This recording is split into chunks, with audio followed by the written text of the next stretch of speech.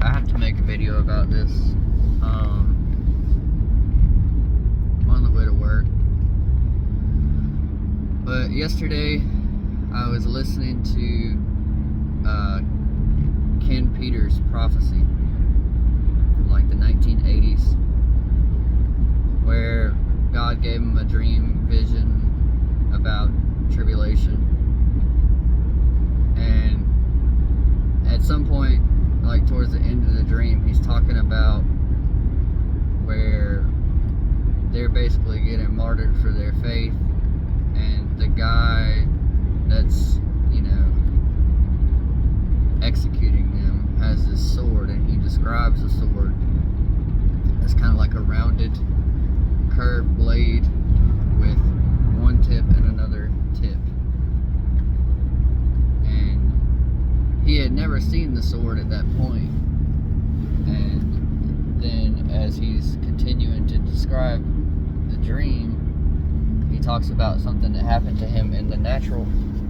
Sorry, my shoulder really hurts. Man, that's bad. Anyway, so it was like a charity event he was at or something, and there was a truck. On the side of the truck, he saw the sword. And the sword was the Shriner's sword. So the truck was like the Shriner's truck, and it had like the guy with the little red cap and all that. And I thought that was interesting. And I had thought I remembered I heard something about that before, but I couldn't quite remember. But anyway, I was like, oh, that's cool that he got that confirmation. And I got to work, and I'm a mechanic. I had a truck I was working on from the day before. Went ahead, got started on that, and then the service advisor came back to me and was like, hey, can you put some brakes on this truck? The guy's waiting, blah, blah, blah. Everybody else is busy. I said, yeah, sure, no problem. So I go out to get the truck, and I do what I always do. I look at the ticket, look at the license plate number, and then I went to the back of this little, it was a Ford Ranger. I looked down at the license plate, and then when I looked up at the back glass, there was a sticker. And it was a sticker of a man standing up. In his left arm, he was holding a child. In his right arm, he was holding, it looked like a pair of crutches, but he had a red cap. And on the back of his shirt was that sword. And it just blew my mind. I said, what are the odds? I said, they're literally astronomical odds that I would have listened to Ken Peters' prophecy the night before and finished it the next morning on my way to work, and then the very first vehicle that I work on has that sticker on the back of it. I'd never seen that sticker before, actually, and it just blew my mind. I guess, a one word could be called like either confirmation or synchronicity or whatever, right? But then another thing happened. I had posted a video about a dream I had back in, I think, 2018. It's on my channel, about a tsunami. And if you go back and listen to it, you can hear all the details. But basically, I was on YouTube, and I was reading some posts on YouTube, and a guy, which Holly Two Moons had a video about a tsunami dream that she had, pretty similar to what I had. But then I read a post from another guy, and his dream was almost verbatim the same as mine. Probably from a little bit different point of view. But the main thing was, one wave hits, another wave hits, and he knows that more is coming, and he's trying to tell people to get out, get out, get out, and they just boom, boom, boom, a barrage of waves. And I truly believe that word is from the Lord. It's complete. It's getting confirmed and confirmed and confirmed. last thing that happened, all this happened in the same day. It was like the first thing was first thing in the morning. The second thing was like in the afternoon sometime. I was, on my break or whatever at work, or had a slow moment to check my phone. But then the last thing that happened was at the end of the day. We had eaten dinner, kind of just chilling, hanging out on the couch. And my wife was like, "Do you want some brownies?" And I was like, "Yeah, I'm interested in that." So she's in there making the brownies, and I'm watching a video. And I almost didn't watch the video. I was like, maybe I'm getting a little obsessive watching these like dream videos and rapture videos or whatever else. But I was like, I'll watch it anyway.